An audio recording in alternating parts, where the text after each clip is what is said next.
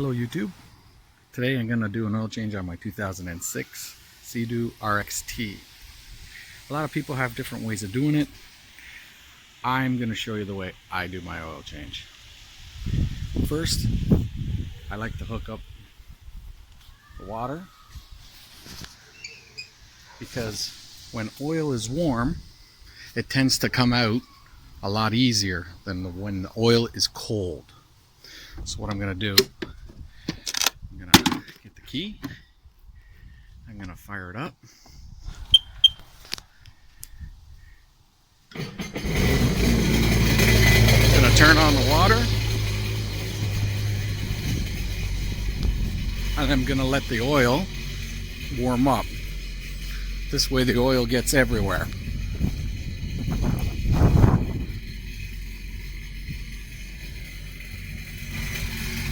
As you can see, the water's already starting to come out.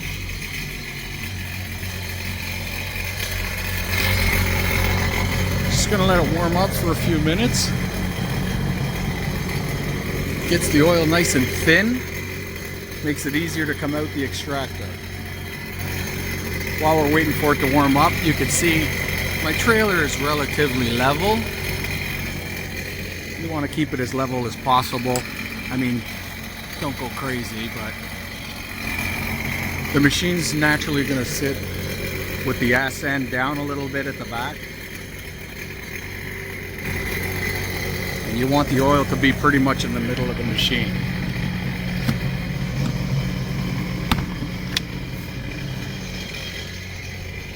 You don't have to rev it, you don't have to do anything crazy, just let it warm up.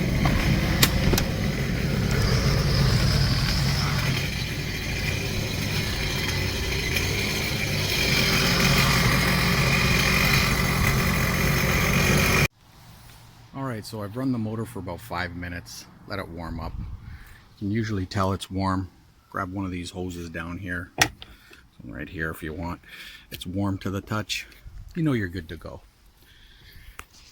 You can disconnect everything, but I'll disconnect that later.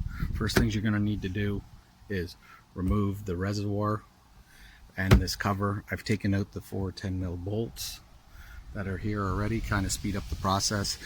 So you're going to unclip this from the two sides, lift the bottle, and just kind of put it off to the side, just like that.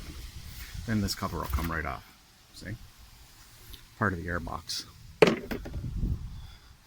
Sorry for all the shaking, folks, because I'm trying to do this with one hand.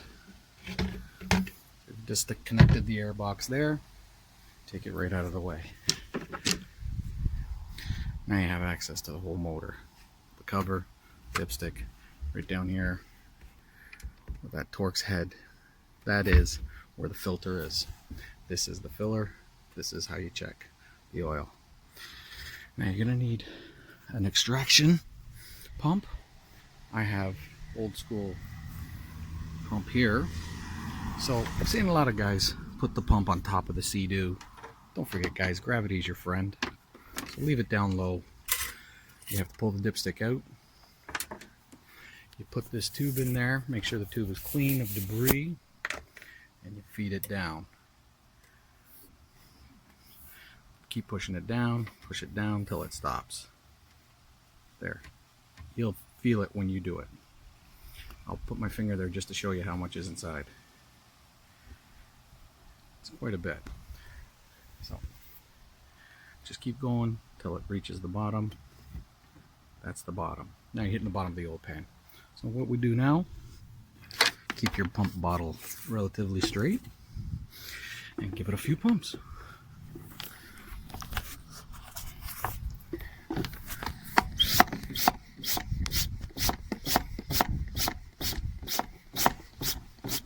As you can see, oil is starting to come up.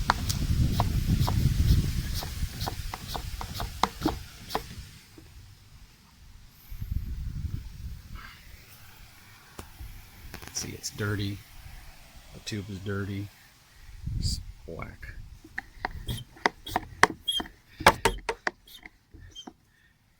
Now just let it do its thing.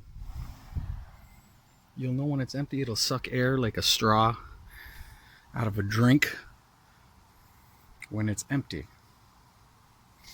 Let it do its thing. I'll go back to you. Now, as you can see, it's been less than 2 minutes and I'm already empty of oil. It's all drained out. You can see in the canister we got about 2 liters of oil.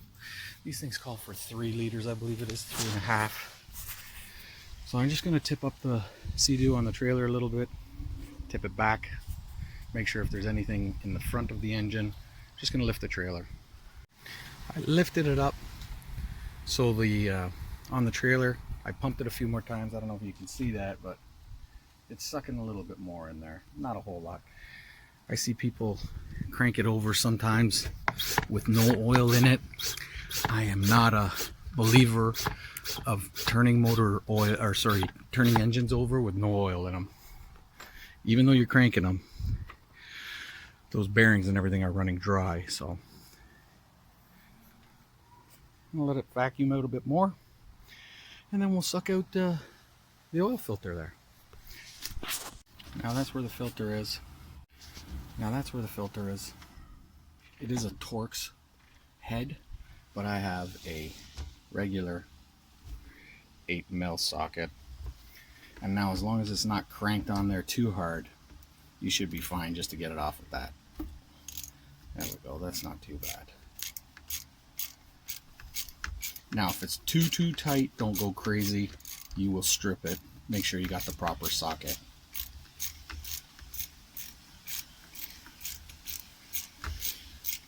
Now, you'll be turning for a little while. You're going to think that the bolt is super long, but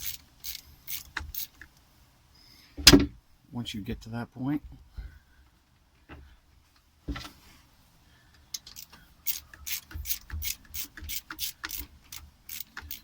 I'll make sure that it's out, which it is. Now you'll be able to pop it out.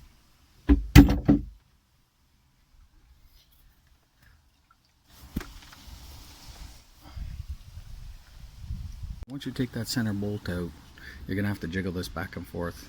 Maybe a pair of channel locks or the proper tool. But channel locks work fine. You're just going to get a few scrapes on it. Once you pull it out, there's the old filter. You're going to replace it with the new one. And it just pulls off. So now we've replaced the old filter with the new filter with a K&N. I'm going to put it back in its place. Don't forget to change the oil rings on the top. You're just going to put it in that same hole. Give it a little push. It's down.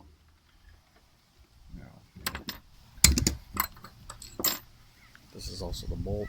Don't forget to replace the O-ring on the top. You put this down. Always start your threads by hand so you don't cross thread them. I did a few turns. As you can see, it's in there. It won't pull out. Tighten it back up. You don't have to go crazy. It's hard to do it one hand, guys. Let me just tighten it up. So here we are again, just tightening it up. Finish touches. Don't go crazy, just snug. The seals are what do the job, not the bolt. Bolt just keeps everything in place. Alright, now we'll put it back together again and add oil.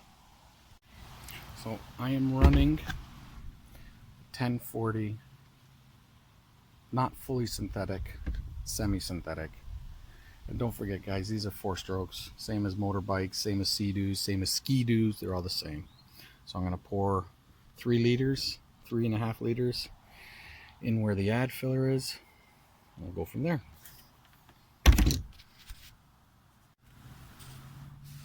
As you can see, I don't know if you can see the numbers on there, but this is a 4-liter jug. 4-liter jug, and I still have about 1.25 liters, let's say, just under 1.5 liters.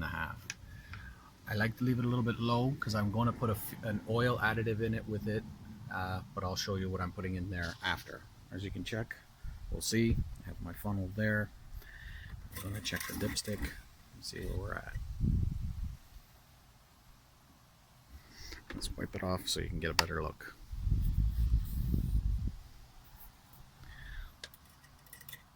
So there's notches, I don't know if you can see them, but there's a notch in the dipstick. There's no marks on this one, but that's where it's supposed to be. Within the notch is the safe zone. And let's see, as you can see there, we're pretty close to being full. What I like to do now is I just crank it over for a quick second, just so the oil gets everywhere. It's going to fill up the oil filter as well. As I said, once it fills up the oil filter, it's going to be a little bit low because it does take 3 and a bit liters, but I'm going to put an oil additive in it. I'll get back to you. So what I'm going to do now, I'm going to fire it up for a quick second, just to get the oil, like I said, around everywhere. Don't need to hook up the water because we're not going to run it for that long.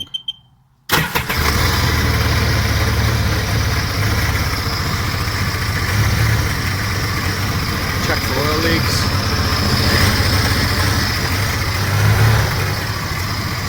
That's how I oil change my Sea-Doo. If this video was helpful and you like what you see, hit the subscribe button, give it a thumbs up. Till the next time.